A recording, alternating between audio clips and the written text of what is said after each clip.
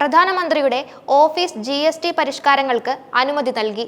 ഇതിലൂടെ സ്ലാബുകൾ ലയിപ്പിക്കാനും input tax credit കൂടുതൽ ലളിതമാക്കാനും സാധ്യതയുണ്ട്.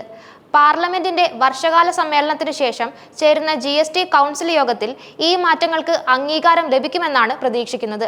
8 വർഷം മുൻപ് 2017 ജൂലൈ 1-നാണ് ഇന്ത്യയിൽ GST പ്രാബല്യത്തിൽ വന്നത്. അതിനുശേഷം ചെറുതും വലുതുമായ നിരവധി മാറ്റങ്ങൾ ഇതിൽ വരുത്തിയിട്ടുണ്ട്. പുതിയ പരിഷ്കാരങ്ങളിലൂടെ ഉപഭോക്താക്കൾക്കും വ്യാപാരികൾക്കും കൂടുതൽ പ്രയോജനം എത്തിക്കുക എന്നതാണ് സർക്കാരിന്റെ ലക്ഷ്യം. GST നിലവിൽ വന്നതിന് ശേഷം ഇന്ത്യൻ സമ്പദ് വ്യവസ്ഥയിൽ വലിയ മാറ്റങ്ങൾ ഉണ്ടായിട്ടുണ്ട്. ഒറ്റ നികുതി എന്ന ആശയം രാജ്യത്തുടനീളം ഉൽപ്പന്നങ്ങളുടെയും സേവനങ്ങളുടെയും വില ഏകീകരിക്കാൻ സഹായിച്ചു. എന്നിരുന്നാലും കാലക്രമേണ ചില പോരായ്മകളും വെല്ലുവിളികളും ശ്രദ്ധയിൽപ്പെട്ടിട്ടുണ്ട്. അവ പരിഹരിക്കാനാണ് പുതിയ പരിഷ്കാരങ്ങൾ ലക്ഷ്യമിടുന്നത്. നികുതി സ്ലാബുകൾ ലയിപ്പിക്കുന്നതും ഇൻപുട്ട് ടാക്സ് ക്രെഡിറ്റ് കൂടുതൽ ആകർഷകമാക്കുന്നതും എന്നിങ്ങനെ 2 മേഖലകളിലാണ് മാറ്റങ്ങൾ പ്രതീക്ഷിക്കുന്നത്. നിലവിൽ GSTക്ക് പ്രധാനമായും 4 നികുതി സ്ലാബുകളാണുള്ളത്. ഇതിൽ 12% സ്ലാബ് ഒഴിവാക്കി അതിലുള്ള ഉൽപ്പന്നങ്ങളെയും സേവനങ്ങളെയും 5% അല്ലെങ്കിൽ 18% സ്ലാബുകളിലേക്ക് മാറ്റാനാണ് സാധ്യത. ഇത് GST ഘടനയെ കൂടുതൽ ലളിതമാക്കുമെന്നാണ് വിദഗ്ധർ പറയുന്നത്. 12% സ്ലാബിൽ വരുന്ന പല ഉൽപ്പന്നങ്ങളും സാധാരണക്കാർ നിത്യോപയോഗത്തിന് ഉപയോഗിക്കുന്നവയാണ്. ഇവയെ 5% സ്ലാബിലേക്ക് മാറ്റുകയാണെങ്കിൽ ഈ ഉൽപ്പന്നങ്ങളുടെ വില കുറയും. ഇത് സാധാരണക്കാർക്ക് വലിയ ആശ്വാസമാകും. എന്നാൽ ഇവയെ 18% സ്ലാബിലേക്ക് മാറ്റുകയാണെങ്കിൽ വില വർദ്ധിക്കാനും സാധ്യതയുണ്ട്. 12% സ്ലാബിലെ ഉൽപ്പന്നങ്ങളെ 5% സ്ലാബിലേക്ക് മാറ്റുമ്പോൾ സംസ്ഥാനങ്ങൾക്കും കേന്ദ്ര സർക്കാരിനും നികുതി വരുമാനത്തിൽ വലിയ നഷ്ടം സംഭവിക്കാൻ സാധ്യതയുണ്ട്. ഇത് സംസ്ഥാനങ്ങളുടെ സാമ്പത്തിക ഭാവിയെ ബാധിച്ചേക്കാം. അതുകൊണ്ട് തന്നെ പല BJP ഭരിക്കുന്ന സംസ്ഥാനങ്ങൾ പോലും ഈ നീക്കത്തോട് വിയോജിപ്പ് പ്രകടിപ്പിച്ചിട്ടുണ്ട്.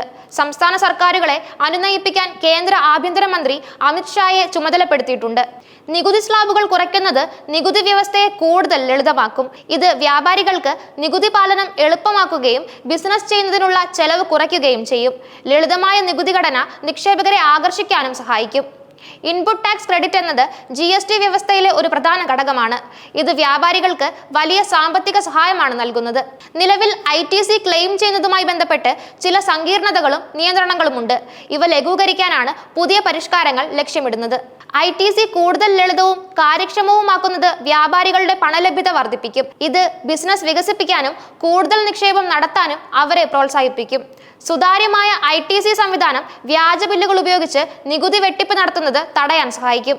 ഇത് നികുതി വ്യവസ്ഥയെ കൂടുതൽ ശക്തമാക്കും. ITC എളുപ്പത്തിൽ ലഭ്യമാകുമ്പോൾ വ്യാപാരികൾക്ക് അവരുടെ ഉൽപ്പന്നങ്ങളുടെയും സേവനങ്ങളുടെയും വില കുറയ്ക്കാൻ സാധിക്കും.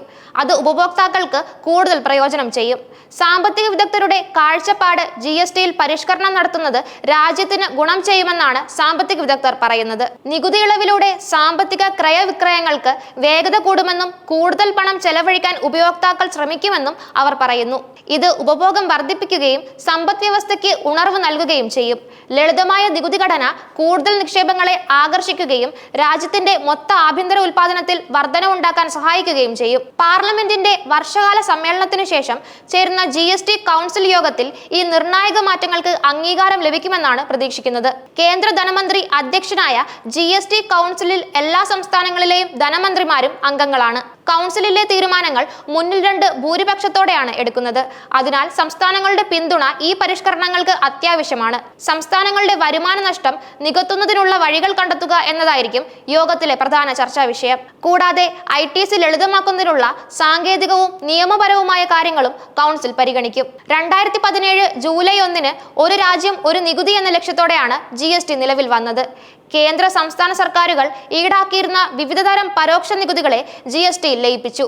ഇത് നികുതി വ്യവസ്ഥയെ ലളിതമാക്കുകയും രാജ്യത്തുടനീളം ചരക്കുകളുടെയും സേവനങ്ങളുടെയും തടസ്സമില്ലാത്ത ഒഴുക്കിന് സഹായിക്കുകയും ചെയ്യുന്നു. GST നടപ്പിലാക്കിയ ശേഷം നികുതി വരുമാനത്തിൽ സ്ഥിരമായ വർധന ഉണ്ടായിട്ടുണ്ട്. കൂടാതെ നികുതി അടിത്തറ വികസിപ്പിക്കാനും ഇത് സഹായിച്ചു. എന്നാൽ ചില ഉൽപ്പന്നങ്ങൾ ഇപ്പോഴും GSTക്ക് പുറത്താണ്. ഇവയെ GSTക്ക് കീഴിൽ കൊണ്ടുവരുന്നത് ഭാവിയിൽ വലിയ സാമ്പത്തിക നേട്ടങ്ങൾക്ക് വഴിയൊരുക്കും. പ്രധാനമന്ത്രിയുടെ ഓഫീസിന്റെ ഗ്രീൻ സിഗ്നൽ GST പരിഷ്കരണങ്ങൾക്ക് ഒരു സുപ്രധാന ചുവടുവെപ്പാണ്. എങ്കിലും സംസ്ഥാന സർക്കാരുകളുടെ ആശങ്കകൾ പരിഹരിച്ച് ഒരു പൊതുവായ സമവായത്തിലെത്തുക എന്നത് നിർണായകമാണ്. ഈ മാറ്റങ്ങൾ ഇന്ത്യൻ സമ്പദ് വ്യവസ്ഥയ്ക്ക് കൂടുതൽ ഉണർവ് ഇളവ് നൽകുമെന്നും ഉപഭോക്താക്കൾക്കും വ്യാപാരികൾക്കും ഒരുപോലെ പ്രയോജനം ചെയ്യുമെന്നുമാണ് പ്രതീക്ഷിക്കുന്നത്. GST കൗൺസിൽ യോഗത്തിലെ തീരുമാനങ്ങൾ വരും ദിവസങ്ങളിൽ ഇന്ത്യൻ സമ്പദ്വ്യവസ്ഥയുടെ ഗതി നിർണ്ണയിക്കുന്നതിൽ വലിയ പങ്ക് വഹിക്കും. ഈ പരിഷ്കരണങ്ങൾ രാജ്യത്തെ നികുതി വ്യവസ്ഥയെ കൂടുതൽ കാര്യക്ഷമവും ജനസൗഹൃദവുമാക്കുമെന്നാണ് വിദഗ്ധർ വിലയിരുത്തുന്നത്.